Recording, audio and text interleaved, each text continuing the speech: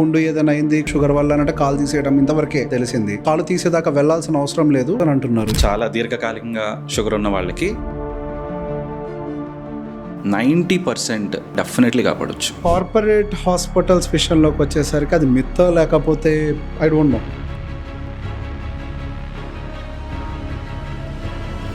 ఒక పాప్కార్న్కి ఇచ్చే విలువ కూడా డాక్టర్ కన్సల్టేషన్ లేదు ఈరోజు. మల్టీప్లెక్స్ సినిమాలకి 1500-2000 ఖర్చు పెడతాం. ఒక డాక్టర్ 500 ఇస్తే 500 దొబ్బేస్తున్నాడు. దొబ్బేయడం 15 ఏళ్ళ కష్టం అండి. ఎన్ని నిద్రలేని రాత్రులు, ఎన్ని సాక్రిఫైస్లు, ఫ్యామిలీని పక్కన పెట్టి దానికి విలువ లేదా? సో ఒక హాస్పిటల్ స్టార్ట్ చేయాలనుకునే ఒక డాక్టర్ ఎటువంటి స్కిల్స్ మీద ఫోకస్ చేయాలి? అసలు స్కిల్స్ కంటే ముందు అది చాలా ఇంపార్టెంట్. ఎనీ బిజినెస్ కాస్ట్ ఎక్కువ పెడితేనే ప్రాఫిటబిలిటీ. సో హెల్త్ కేర్ సెగ్మెంట్లో కాస్ట్ ఎక్కువ పెట్టకుండా ప్రాఫిటబిలిటీ ఎలా తీసుకొచ్చారు? పర్చేస్ చేసే రా మెటీరియల్స్ కానీ, ఇన్ఫ్రాస్ట్రక్చర్ కానీ, కార్డికి సంబంధించిన స్టెంట్స్ కానీ ఏదన్నా మీరు హాస్పిటల్ సెటప్ చేయాలి అని అంటే ప్రతి డాక్టర్కి సొంత హాస్పిటల్ పెట్టాలనేది కళ. కానీ గవర్నమెంట్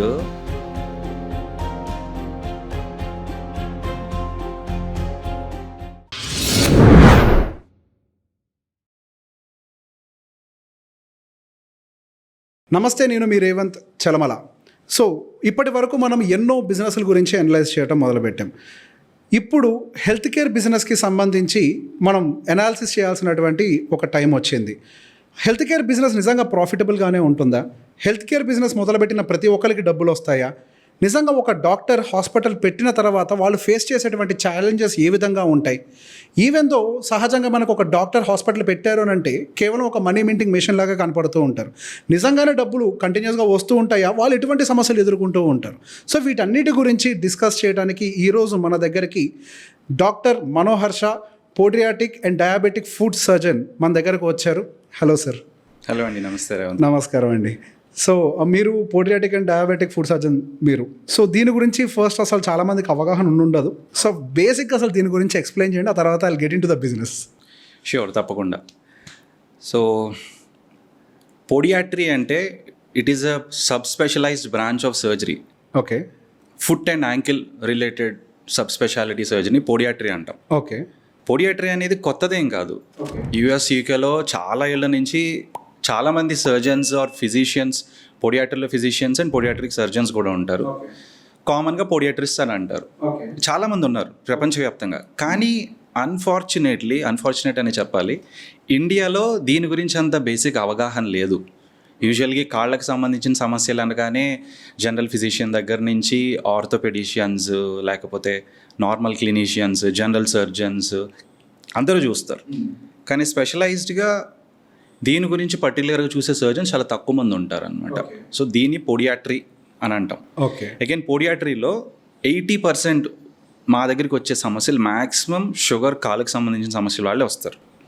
అంటే చాలా దీర్ఘకాలికంగా షుగర్ ఉన్న వాళ్ళకి ఫుడ్ రిలేటెడ్ కాంప్లికేషన్స్ వస్తాయి.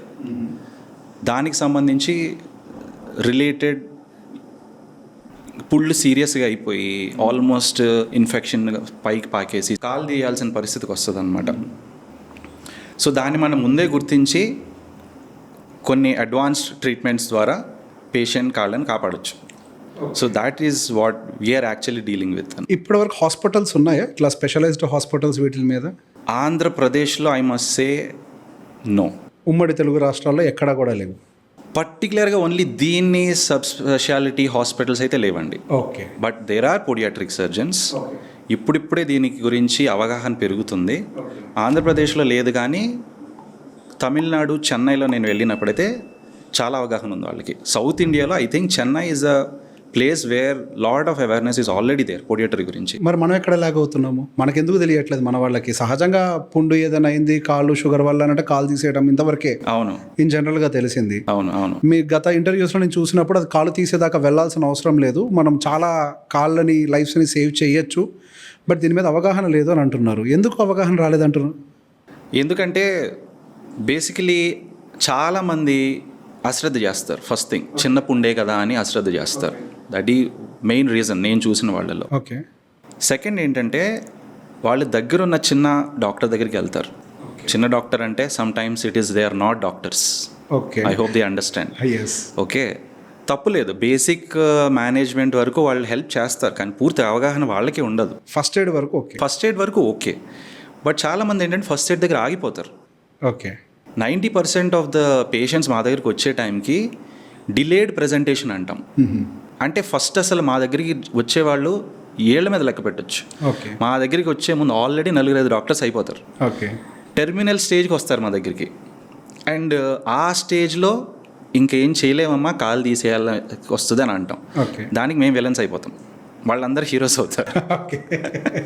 బట్ మేము చేయాల్సిన పని ఆ టైంలో ప్రాణం కాపాడడం ముఖ్యం కాబట్టి we have to sacrifice limb. So delayed presentation అనేది చాలా పెద్ద ఇష్యూ అయిపోయింది. ఎర్లీ డేస్ అంటే పుండు వచ్చిన 2 రోజులకి 3 రోజులకి మా దగ్గరికి రాగలిగితే అట్లీస్ట్ ఫస్ట్ ఎయిడ్ చేయించుకుని 90% కాల్ డెఫినెట్లీ కాపాడొచ్చు. Okay. Okay. And third thing ఏంటంటే దీనికి ఎక్స్పర్టీస్ ఉన్నవాళ్ళు చాలా తక్కువ ఉన్నారు మళ్ళీ. అండ్ దానివల్ల ఏం జరుగుతుందంటే ఫాలోఅప్స్ మిస్ అవుతారు. ఇప్పుడు నా దగ్గరికి వస్తారు, చూపించుకుంటారు, నేను పూర్తిగా వాళ్ళు గైడ్ చేయలేకపోయాను అనుకోండి, ఇంకో డాక్టర్ దగ్గరికి వెళ్తారు. సో ఆ పుండు దీర్ఘకాలికంగా మానిపోద్ది. ఓకే. సో ప్రాపర్ కేర్ తీసుకుంటే సాధారణంగా ఏ చిన్న పుండు అయితే మ్యాక్సిమం 4 weeks to 6 weeksలో తగ్గాలి. ఒక పెద్దది కొంచెం పెద్దదైతే మ్యాక్సిమం ఒక 12 weeks. ఓకే. బట్ ఇలాగా డాక్టర్స్ని రకరకాల మంది కన్సల్ట్ అవ్వడం, ఎవరి దగ్గర ఫాలోఅప్ సరిగ్గా లేకపోవడం, దాంట్లో మా పాత్ర కూడా ఉంది. డెఫినెట్లీ పేషెంట్స్ అనడానికి లేదు. మేము పూర్తిగా అవగాహన మేము క్రియేట్ చేయలేకపోతున్నాం. ఎందుకంటే వూండ్ హీలింగ్ అనేది ఒక జర్నీ. హార్ట్ సర్జరీయో లేకపోతే బ్రెయిన్ సర్జరీయో అలాంటివి అంటే, సో పేషెంట్ వస్తారు, కండిషన్ ఇదని చెప్తాము, ఇంత ఖర్చు అవుతుందని చెప్తాము, ఇన్ని రోజులు అవుతుందని చెప్తాము, ఎవ్రీథింగ్ ఈజ్ సర్టెన్. పుళ్ళకి సంబంధించి అలా ఉండదు. ఎంతకాలం పట్టిద్దో డాక్టర్ చెప్పలేరు. పేషెంట్ మారిపోతుంది. దాంట్లో ఎక్స్పర్టీస్ అవగాహన లేకపోవడం వల్ల ఏ స్టేజ్లో ఎలాంటి మందు పెట్టాలి డాక్టర్స్కి తెలియదు. And cost is completely uncertain. How long it will take చెప్పలేం. దీనివల్ల ఏంటంటే లాట్ ఆఫ్ మిస్ట్రస్ట్ ఎక్కువైపోతుంది సహజంగా.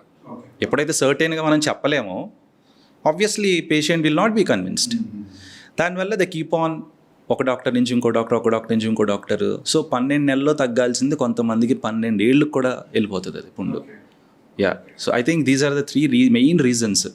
సో ఎర్లీగా డిటెక్ట్ చేయగలిగితే, ఒక ప్రాపర్ సిస్టమ్ అని క్రియేట్ చేయగలిగి, ఫస్ట్ ఎయిడ్ చేసిన వెంటనే వాళ్ళు రైట్ టైంకి హయ్యర్ స్పెషలిస్ట్కి రిఫర్ చేయగలిగితే, పేషెంట్స్ కూడా ఆ డాక్టర్ అవగాహన పెంచి క్లియర్ కట్గా చెప్పగలిగితే with their experience, definitely lives and limbs can be saved. ఇప్పుడు మీరు ఒక అసిస్టెంట్ ప్రొఫెసర్గా కూడా ఒక కాలేజ్లో వర్క్ చేస్తున్నారు. అవును. కన్సల్టెంట్గా కూడా వర్క్ చేస్తున్నారు ఎక్కడైనా? I use to work as a consultant. ప్రస్తుతానికి I'm working as assistant professor. Very soon మీరు మీ సొంత ప్రాక్టీస్ కూడా మొదలు పెట్టాలన్న ఆలోచనలో. ఎస్. ఇప్పుడు మీరే చెప్పారు దీని మీద ఉన్నటువంటి అవగాహన చాలా తక్కువ, అసలు ఉన్నారన్న విషయం కూడా తెలియదు. సో బేసిక్గా ఇప్పుడు ఇటువంటి టైంలో మీరు ఈ ప్రొఫెషన్లో ఇండిపెండెంట్గా బయటకు వచ్చి ఒక ప్రాక్టీసింగ్ అనేది మొదలు పెడితే అది మీకు ఫైనాన్షియల్ స్ట్రెస్కి దారితీయదా? ఇప్పుడు సహజంగా ఒక ప్రాక్టీషనర్గా వర్క్ చేయడానికి, ఒక హాస్పిటల్లో ఎంప్లాయీగా వర్క్ చేయడానికి మధ్య చాలా తేడా ఉంటుంది. అవును. ఎండ్ ఆఫ్ ద డే అక్కడ మనకు ఒక ఫిక్స్డ్ శాలరీ వస్తుంటుంది. ఆ చిన్నదా పెద్దది డజంట్ మ్యాటర్, ఒక ఫిక్స్డ్ శాలరీ వస్తుంటుంది. అది ఇటువంటి ఒక డిఫికల్ట్ అంటే ఎవరికి తెలియని స్ట్రీమ్లో మీరు ఒక హాస్పిటల్ సెటప్ చేస్తే అది మీకు ప్రాబ్లం అవుతుందని మీరు అనుకోవట్లేదా? నేను దీని ప్రాబ్లం కింద చూడట్లేదు. First thing I would see this as an opportunity. Okay. Because ఎందుకంటే ఇనీషియల్లీ మేబీ అవగాహన పెంచడానికి ఆర్ అవగాహన తీసుకురావడానికి కొంచెం కష్టం అవ్వచ్చు. ఓకే. బట్ నేను ఇది ఇష్టంతో చేయడం మొదలుపెట్టా. Basically I was a general and laparoscopic surgeon. ఇది ఇంతమంది వీడియోలో కూడా చెప్పాను. అప్పుడు ఏంటంటే I did not find a purpose as a surgeon. అందరిలాగానే సర్జరీస్ చేస్తున్నాను, okay, I like being a surgeon.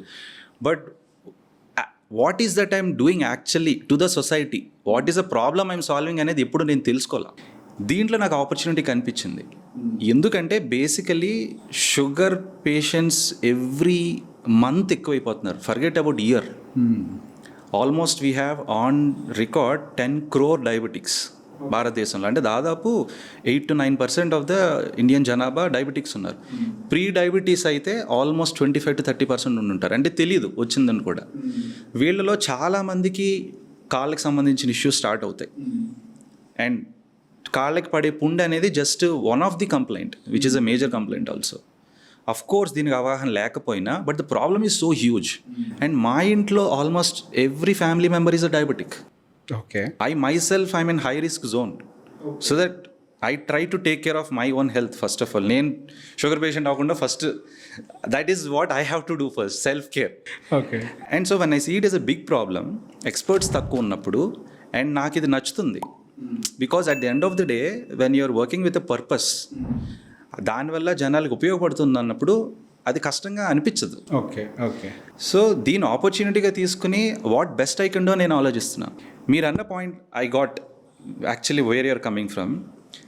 Financial అవగాహన లేకపోతే డెఫినెట్లీ కేవలం సిద్ధాంతాలు బట్టి అయితే సక్సెస్ఫుల్ డాక్టర్స్ అవ్వలేరు. సిద్ధాంతంతో పాటు ఫైనాన్షియల్ అవేర్నెస్, ఆర్థిక అవగాహన చాలా ఇంపార్టెంట్. ఐ థింక్ ఆ రెండు తోడైతేనే we can be a better doctor, patients కూడా మంచి ట్రీట్మెంట్ అందించగలం without that stress what you're talking about. Actually నేను ఒక ఇండిపెండెంట్ ఆర్కిటెక్ట్గా ఉన్నప్పుడు I observe this.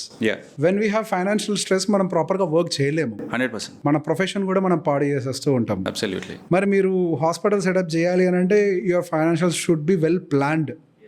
Me financials అన్ని ఇన్ కేస్ 2-3 years ఇన్కమ్ రాకపోయినా సర్వైవ్ అవ్వగలిగే అంత ప్లాన్ చేసుకున్నారా? Yes, I already done my homework. Okay. So almost 1.5 years నుంచి నేను ఎప్పుడైతే పోడియాట్రీ గురించి తెలుసుకున్నానో, when I wanted to start the hospital, actually మా నాన్నగారి కళ. He was an ENT surgeon, 25 years practice nursing home నడిపారు ఆయన. అన్ఫార్చునేట్లీ ఐ లాస్ట్ హిమ్, కోవిడ్లో కాలం చేశారు నాన్నగారు. బట్ 5 years నుంచి ఐఎమ్ వెయిటింగ్. సో ఒకవేళ స్టార్ట్ చేస్తే ఏమి లోటుపాట్లు నాన్నగారు ఫేస్ చేశారు అవన్నీ నాకు ఒక అవగాహన ఉంది. సో దాని నుంచి నేను నేర్చుకున్నాను. చాలామంది అడుగుతారు, ఏముంది అయిపోయింది కదా, స్టార్ట్ చేసేయచ్చు కదా హాస్పిటల్ అది ఇది అంటే, అలా కాదు. అలా కంగారు పెట్టి స్టార్ట్ చేస్తే ఏం జరుగుతుందో నేను చూశాను కళ్ళారా, నా ఫ్రెండ్స్ ఆర్ నా seniors. I don't want to do that mistake. So I'm doing my homework. ఇప్పుడు మీరు అన్నారు కదా, I don't want to do that mistake అని.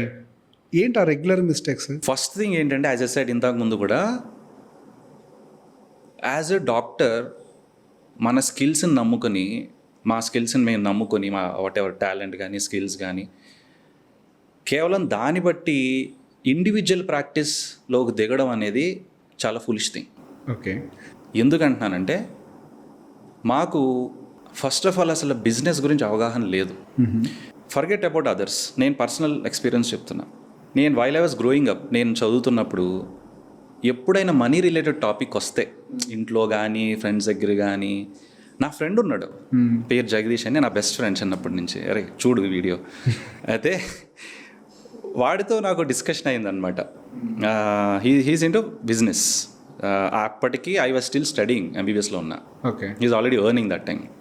నాకు పాకెట్ మనీ పంపించాడు వాడు ఆ రోజుల్లో. సో ఒకసారి బిజినెస్ గురించి ఏదో మాట్లాడుతున్నాడు. అరే నువ్వు డాక్టర్, నీకెందుకురా బిజినెస్ గురించి, శుభ్రంగా చదువుకో నువ్వు అనేవాడు. అంటే అస్సలు దీని గురించి మాట్లాడదామన్నా సరే జనాలు ఆపేసేవాళ్ళు అనమాట. ఓకే. అంటే సమ్వేర్ డాక్టర్స్ బిజినెస్కి సంబంధం లేదు అన్నది ఇదిలోకి వెళ్ళిపోయింది. Doctor should never speak about money because business is invariably link to money. For very long time నేను అనుకున్నానంటే, ఓకే డాక్టర్స్కి బిజినెస్ మైండ్ ఉండకూడదు అంటే ఏంటి, బిజినెస్ మైండ్ ఉండకూడదు అంటే అదేమో తప్ప? అంటే బిజినెస్ అనే వర్డ్ బేసికల్లీ నెగిటివ్ అయిపోయింది కదా. ఎగ్జాక్ట్లీ.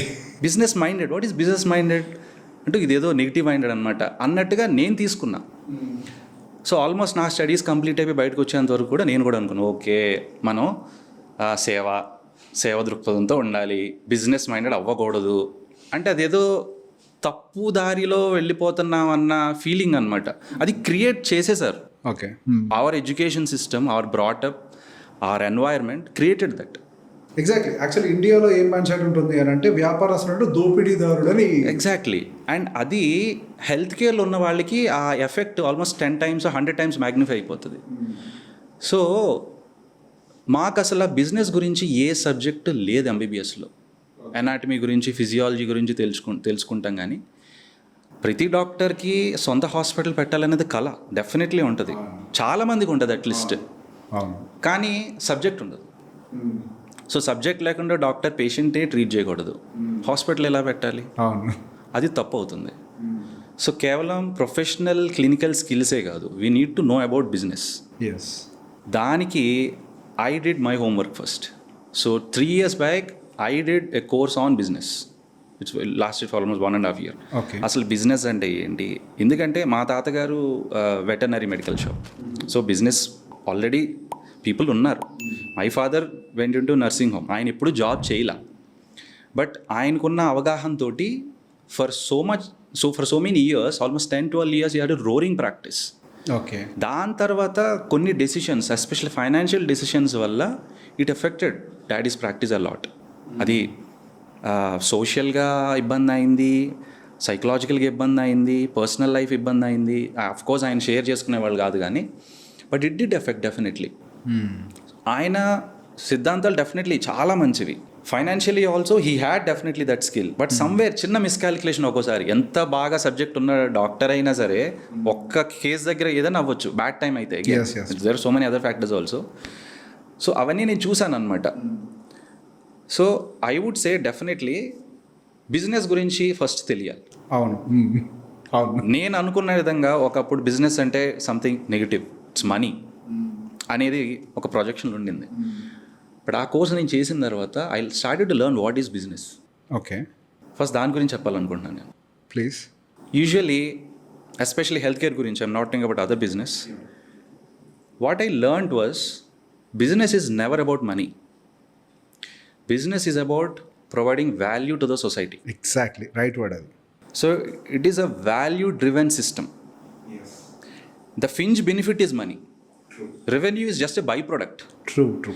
So ఎవరైతే those successful so called businessmen, when I started observing with a different lens, every businessman, successful businessman is solving some problem. Exactly, that's true. ఆ విషయం నాకు చాలా కొత్తగా అనిపించింది, నేను ఎప్పుడు చూడలేదు అది. సపోజ్ ఒకళ్ళు ఓయూ రూమ్ స్టార్ట్ చేసిన, ఎవరో మనిషి చిన్న రూమ్లో నుంచి ఈ స్టార్టెడ్ దట్ బికాస్ ఆయనకి ఊరు వెళ్ళడానికి ఆ టైంలో బస్సులు దొరకలేదంట. So he wanted to integrate a software system with the hotels. So he try to solve some problem. Now it is a $multi-billion business. ఇప్పుడు హెల్త్ కేర్లో అటువంటి బిజినెస్ ఏదైనా చూసారా మీరు? అంటే ప్రాబ్లమ్ సాల్వింగ్, ఎగ్జాక్ట్గా గ్యాప్ ఉంది, ఆ గ్యాప్ని ఈ పలానా బిజినెస్ వచ్చి సాల్వ్ చేసింది అనేది case. I would say doctor Devi Shetty garu, he is my inspiration. Narayana Hrudayalaya founder. Okay. ఆయన pediatric cardiac surgeon. I think he came back in 1970s or 80s, కరెక్ట్గా గుర్తులేదు కానీ మేబీ చాలామంది ఉండుండొచ్చు. బట్ నేను చూసిన వాళ్ళు the one who mostly inspired me as a surgeon, as a business oriented person is Devi Shetty garu. Okay. So ఆయన almost heart సర్జరీస్ని ఆల్మోస్ట్ 1/3, 1/4 కాస్ట్లోకి తీసుకొచ్చారు ఆయన. Okay. But again with profitability. He created a sustainable health care system. Narayana Hrudayalaya గురించి ఈరోజు మనం మాట్లాడుకుంటున్నామంటే of course దీని గురించి పాజిటివ్ నెగిటివ్ గురించి మాట్లాడే చాలామంది ఉంటారు. బట్ ఆ రోజుల్లోనే he created a system where he can offer health care service at affordable cost without loss. Okay. And it is possible. Okay. Basically ఆ విజనరీ మైండ్ సెట్ ఉండాలి. ఎగ్జాక్ట్లీ. ఇప్పుడు రకరకాల బిజినెస్ కేస్ స్టడీస్ నేను కూడా చేస్తున్నప్పుడు IndiGo case study ఒకటి నేను చేస్తుండే, ఇండిగో ఫ్లైట్స్ గురించి. చీపెస్ట్ ప్రైజెస్ తోటి ఫ్లైట్స్ వచ్చింది అంటే అది ఇండిగో తర్వాతే. ఇన్ జనరల్గా మైండ్ ఏముంటుంది అని అంటే కాస్ట్ ఎక్కువ పెడితేనే ప్రాఫిటబిలిటీ ఉంటుంది. అవును. It is not just about the health care, any business cost ఎక్కువ పెడితేనే ప్రాఫిటబిలిటీ. సో హెల్త్ కేర్ సెగ్మెంట్లో కాస్ట్ ఎక్కువ పెట్టకుండా ప్రాఫిటబిలిటీ ఎలా తీసుకొచ్చారు? నారాయణ హృదయాలయ గురించా? ఆయన చెప్పిన దాన్ని బట్టి అయితే ఒక వీడియోలో నేను చూశాను, he spoke about the scale, okay, volume. Okay. అంటే వాళ్ళు పర్చేస్ చేసే రా మెటీరియల్స్ కానీ, ఇన్ఫ్రాస్ట్రక్చర్ కానీ, కార్డియాక్ సంబంధించిన స్టెంట్స్ కానీ ఏదన్నా చాలా బల్క్లో they use to order. Okay. Those days. Okay. It's volume game. Yes, it's definitely volume. And ఆయన క్రియేట్ చేసిన సిస్టమ్ బేసికలీ యశస్విని స్కీమ్ అని ఒకటి క్రియేట్ చేశారు ఆ రోజుల్లోనే. కర్ణాటకలో I think that is one of the first health insurance model నాకు తెలిసి. I may be wrong, subject to corrections. ఏం చేశారంటే నాకున్న వేగ్ ఐడియా బట్టి నేను చెప్తాను, farmers especially lower middle class people they cannot afford A heart surgery. వాళ్ళు afford చేయలేరు గుండె ఆపరేషన్కి. సో వాళ్ళు ప్రతి నెల కానీ ప్రతి సంవత్సరం కానీ ఐ థింక్ ₹100, ₹1000 ఏదో కట్టమన్నారు. Every farmer in that locality they started to pay. Okay. అలా కట్టమని చెప్పి వాళ్ళకి ఎవరికి ఫ్యూచర్లో వాళ్ళ ఫ్యామిలీకి సంబంధించిన ఎవరికి ఏదో వచ్చినా సరే ఆల్మోస్ట్ 1 lakh, 1.5 lakh వరకు సర్జరీ ఫ్రీ.